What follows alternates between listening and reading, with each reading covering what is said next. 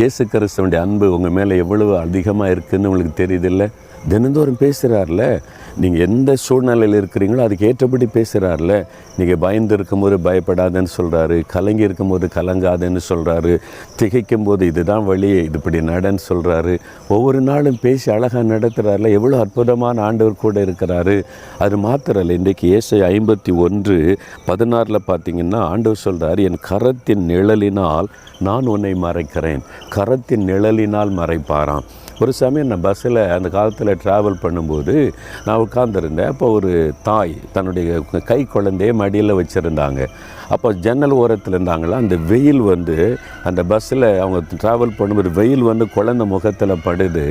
அந்த தாய் அப்படியே தன்னுடைய கரத்திரை கொண்டு மறைச்சி அந்த முகத்தில் நிழல் உண்டாக்குறாங்க. என்ன தலை மற்றதெல்லாம் பொதிஞ்சு வச்சுருப்பாங்கல்ல, அந்த முகம்தானே இருக்க, மூச்சு விடணும். அப்போது அந்த வெயிலின் கொடூரம் தாக்காதபடி அந்த கரத்து நிழலை கொடுந்து அந்த குழந்தை அப்படியே பாதுகாத்துக்கிட்டு வர்றதை நான் பார்த்தேன். தாயினுடைய அன்பு பார்த்தீங்களா? ஆண்டவர் சொல்கிறார், என் மகனே, என் மகளே, என் கரத்தின் நிழலினால் உன்னை மறைப்பேன்.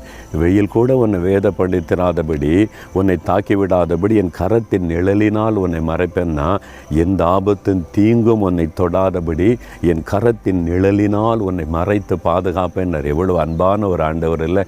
அவருடைய கரத்தில் தழும்புகள் இருக்கிறது. அந்த தழும்புகள் நமக்காக சிலுவையில் ஏற்றுக்கொண்டவைகள். அந்த தழும்புள்ள கரத்தினால் உங்களை பாதுகாத்து நடத்துவேன்னு சொல்கிறார். பிறகு எதுக்கு பயப்படுறீங்க? ஆண்டவரே, உம்முடைய கரம் எனக்கு இருக்கிறது.